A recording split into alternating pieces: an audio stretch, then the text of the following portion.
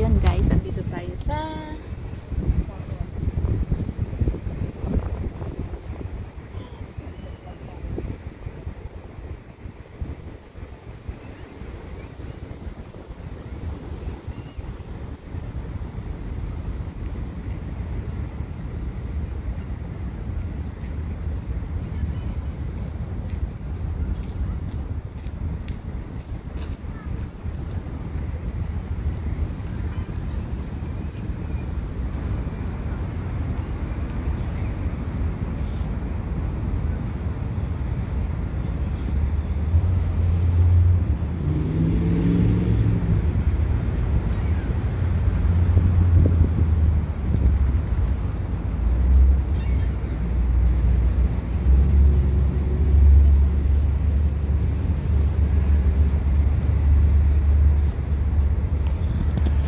sa kabila guys.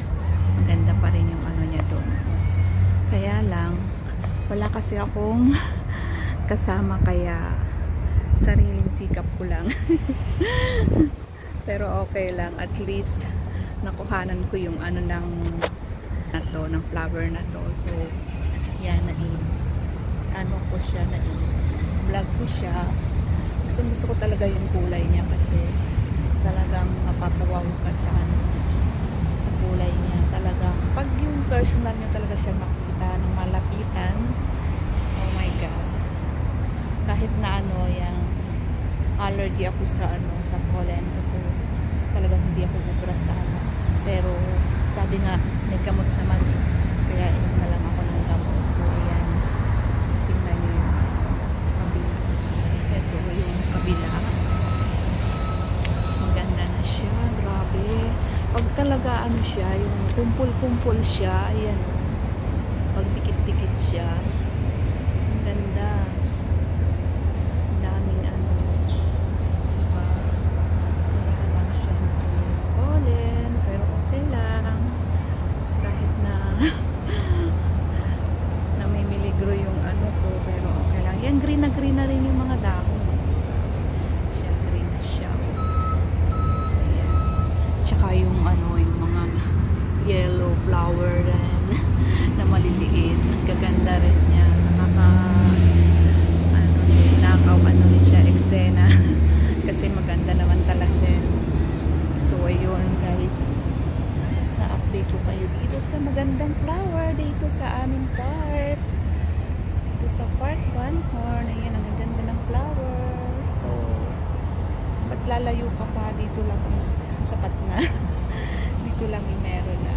So baka next week sa kami sa tulip and then sunflower park, farm.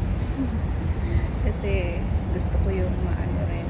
So ayan, kahit na ganyan lang siya, diba, ang ganda niyan pagmasdan. So dun sa kabila, and then yan, ito yung straight na ko siya. So ayan, marami pa rin siya, ayan, diba, ayan. So nakakaano siya, diba, nakaka-relax, stress relief. So yan, sa mga nai-stress or nadi-depress dyan, ayan, isa na ako doon. So kaya dito ako sa lagi sa mga ganitong lugar. Gusto ko kasi yung mga tahimik na lugar, and then wala akong nakikita mga, alam na, basta yun ang gusto ko, yung lugar na makakapag-meditate ako. So ayan, okay na rin yun. Oh yan guys, thank you guys for watching. Bye. God bless you all.